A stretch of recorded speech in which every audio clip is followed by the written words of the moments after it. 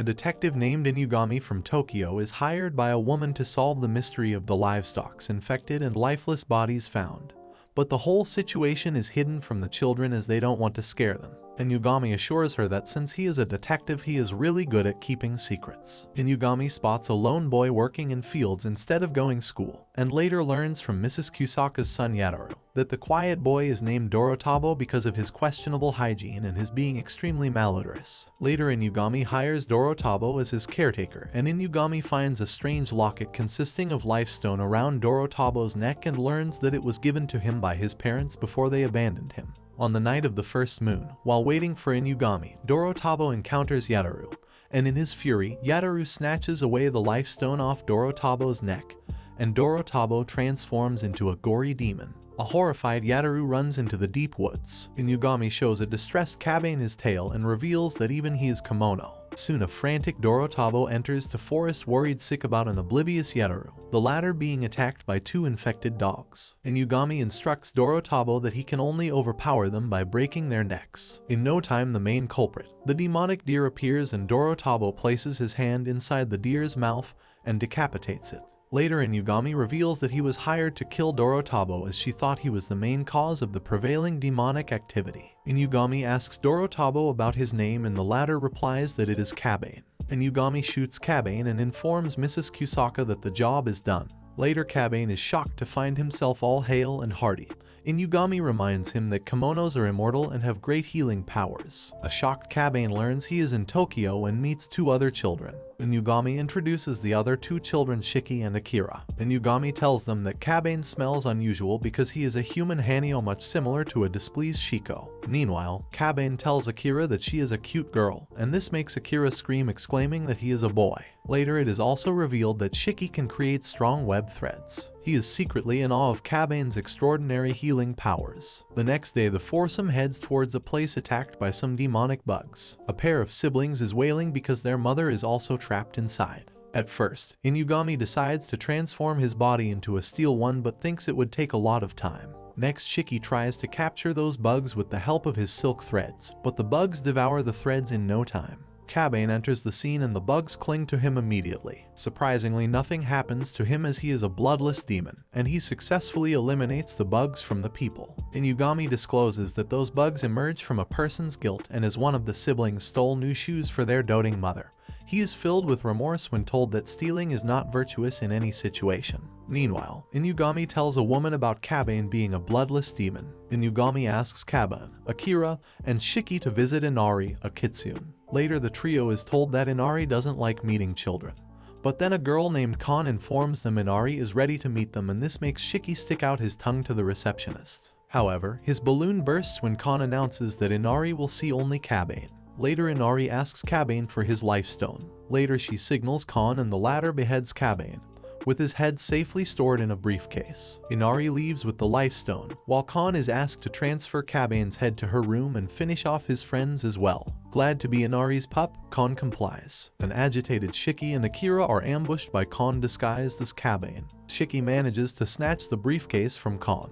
When Shiki opens the briefcase, he is astonished to find Kabane's head, while Akira passes out of the sudden thunderbolt. On Kabane's suggestion, Shiki tosses his head towards Kon, and the head bites off Kon's shoulder, knocking her out. In a while, Kabane's head regenerates a whole new body to Shiki's astoundment. Meanwhile, an exasperated Inari witnesses the lifestone turn into a small doll, and it is revealed that before leaving, Inugami gave Kabane a fake lifestone as a good luck charm. All this time, Kabane has been hiding the real one in his mouth. Inugami calls Inari and reprimands her for her deceitful act. Meanwhile, a dedicated Kon is still fretting over Kabane's head. A tipsy client named Yuruno arrives at a bar that is kind of part of Inugami's office. The guy is completely heartbroken as he has been ditched by a woman he loves. Kabane decides to solve Yuruno's problem, as this may lead him to his parents. Suddenly, Yuruno spots a rat and his face transforms into a human cat. He grabs the rat and adds it to his collection that he will be presenting to his beloved. Inugami guesses that Yaruno is in love with a Nekomata, a creature that can transform into enticing men and women to lure others. Later, Yaruno finds Mao, the cat woman he is after, and with much persuasion, Mao agrees to believe Yaruna. Later, Kon, who is promised Kabane's head for her help, is given an enormous orange illusion to be Kabane's head and she leaves. Next, Akira and Kabane go on a mission to finish off frog kimonos on some river. One kimono attacks them and Kabane begins to fight it off. Soon a tanuka arrives carrying a bottle of blood and a letter by Inugami. The letter read instructions about frog kimonos and the blood.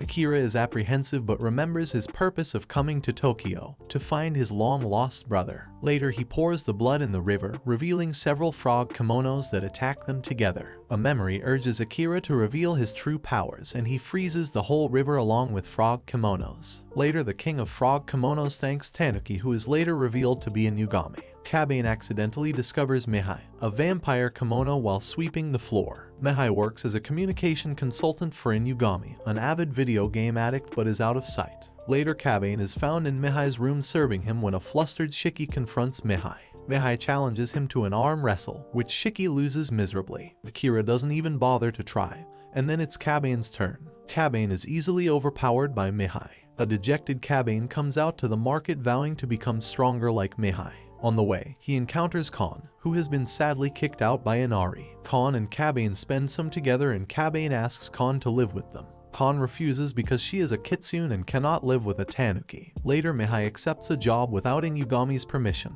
Later, Mihai locks Inugami in a room and heads to the place where workers' brains are being sucked by mosquito kimonos called Kanonba, also known as the infamous Kaga sisters. While encountering them, Shiki is attacked by a Kaga sister, but the latter is electrified by Mihai. Still, Shiki trembles and falls to Mihai's amusement. Shiki is still having panic attacks, and he also gets a glimpse of his past when he is holding his mother's hand.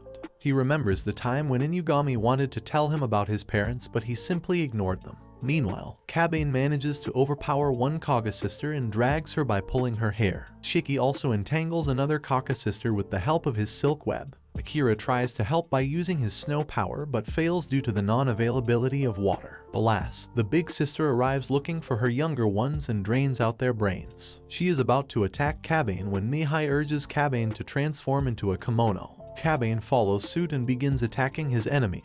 However, Inugami stops in the middle as Inari will take care of the rest. Meanwhile, Inari's assistant Nobamaru informs Kabane that Inari hasn't given up on his life stone. Back at home, Inugami praises his apprentices for their brilliant performance. However, a worried Kabane follows Shiki like a lovesick puppy to the latter's grit. Later, Shiki shows interest in his parents to Inugami while Kabane reunites with Kon at the park. Inugami and the gang visit Shiki's birthplace, where Shiki used to live with his uncle Akio before coming to Tokyo. Kabane learns about a legend of spider kimono that is able to generate gold threads. Shiki inquires Akio about his parents, and the latter tells him that they both have sadly passed away. One day while wandering, Shiki finds a familiar tree that leads him to a cabin. Shiki has come to this place before as well and knows that something disgusting happened behind the doors. Not only that he remembers something terrible happening to his mom, but then at that time he lost consciousness. When he woke up, he repeatedly questioned Akio about his mother, and the latter assured him every time that his mother was safe. Meanwhile, Nobamaru informs him that Akio is on Inari's blacklist. He also adds that this place was used as an experimental site for gold webbing.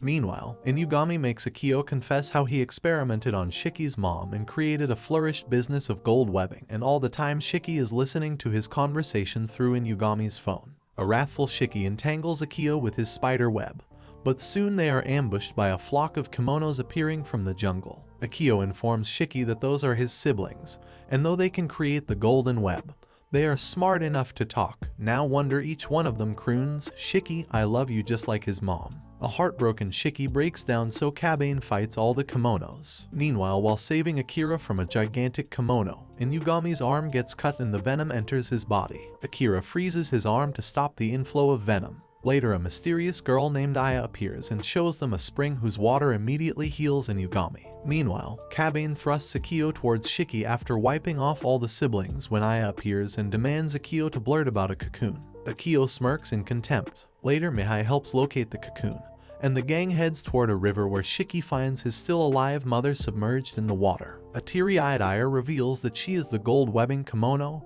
and sister to Shiki. Nobamaru kills the advancing Akio while the gang heads to Tokyo. Granny Ohana assures Shiki and Aya that their mother Kumi will be okay as she is only suffering from shock. Later, a content Kumi hugs both her children and the gang gets teary-eyed on this emotional reunion. Shiki has taken some days off to spend some time with his family. However, a month passes and Inugami declares that maybe he has left the job. Out of the blue, Shiki appears and announces that he won't leave until he finds Kabane's parents. Later, a fully transformed Aya appears proclaiming Kabane her boyfriend, and also that she wants to start her own clinic. Shiki passes out in sheer shock. Kon is also present and very upset. Inugami informs the gang about a Kemono who is plucking various body parts of women, and now Akira faints due to the blow. Now Aya, Kon, and Kabane set out to fight Katanashi. The latter explains that she wants to look like a woman for the boy she loves. Meanwhile, Aya clings to Kabane like weed to Kon's frustration. Aya suggests that she has a solution for Katanashi. The next day, Aya manages to create a beautiful figurine for Katanashi to everyone's awe.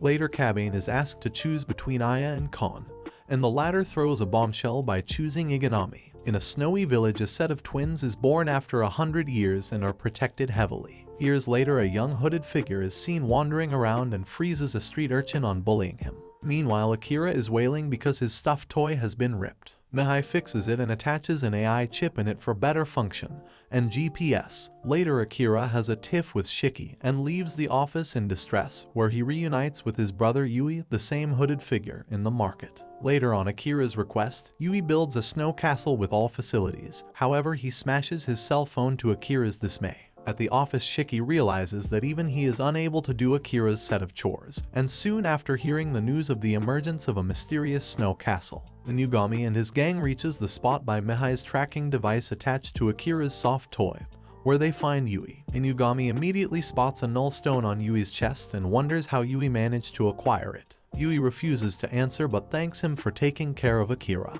Akira learns that the temperature around Yui's heart is very low, which is affecting him both mentally and physically. Akira is thoroughly shocked to find his fully frozen friends in front of him. Akira is distressed to see his friends in such a state, but he knows that the immortal demon Kabane will break through and save everyone. Meanwhile, Yui is off to gather some months for Akira and reminisces about the time he was mistreated by the 200 women of the snow village as he was the only male. He was also made the village chief but with no powers of his own. When Yui returns, Akira asks him to bring salt for him to buy some tiami for his friends. Kabane breaks through and asks Akira to return. Akira fakes it and says that he hates all of them and wants to be with Yui. He is trying to protect his friends from Yui's wrath all along. When Yui returns, Akira walks away with him, leaving Kabane alone. Kabane is met with Inari, who assures him that she is here for the null stone. She even hints that the null stone is somewhat related to his parents. Later, Akira and Yui return to the village, where Yui announces to the women that they must let Akira go. In return, he will satisfy each and every one of them.